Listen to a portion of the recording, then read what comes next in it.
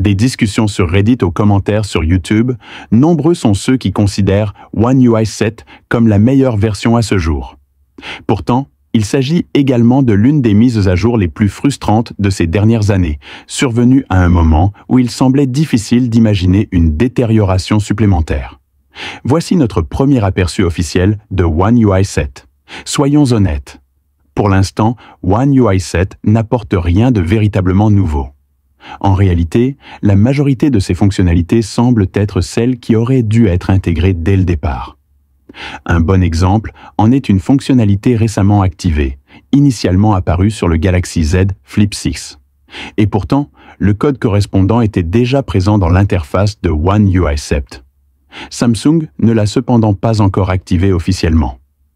Un ajout modeste mais notable est la possibilité d'enregistrer l'historique vidéo dans l'application Appareil photo. Cette fonction a été introduite avec la série Galaxy S25, puis portée sur la série S24 via One UI 7. Désormais, elle est étendue à davantage d'appareils. QuickShare bénéficie également d'une petite mise à jour intéressante. Le menu de partage est désormais scindé en deux onglets, Envoyer et Recevoir. Lorsque vous ouvrez l'onglet Recevoir, votre téléphone devient temporairement visible pour les appareils à proximité. La limite de 10 minutes a disparu, rendant la fonctionnalité plus fluide et pratique à utiliser.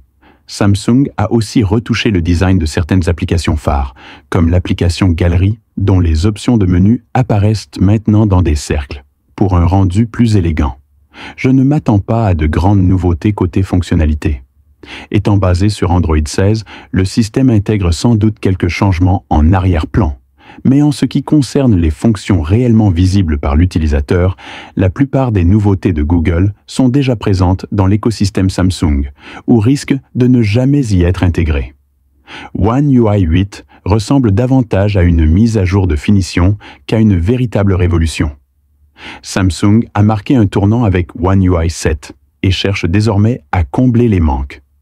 Ne vous attendez pas à de grandes surprises, mais qui sait, la version finale pourrait nous étonner.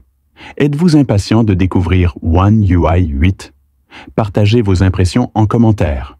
Regardez la vidéo complète de prise en main de One UI 8 par SmartTech. Le lien est dans la description. À noter également, le Samsung Galaxy S25 recevra une mise à jour en avril 2025. Une version enrichie de One UI 7, présentée par Ice Universe sur X, a été déployée sur la version coréenne du Galaxy S25 Ultra. Elle inclut une mise à jour vers l'ID9 du système d'exploitation et ajoute des fonctionnalités précédemment incomplètes. Lecteur de musique, fenêtre en temps réel, nouvelle animation de chargement, etc. La version actuelle de One UI 7 est désormais considérée comme la version finale complète. C'est tout pour aujourd'hui. Quelle est votre opinion?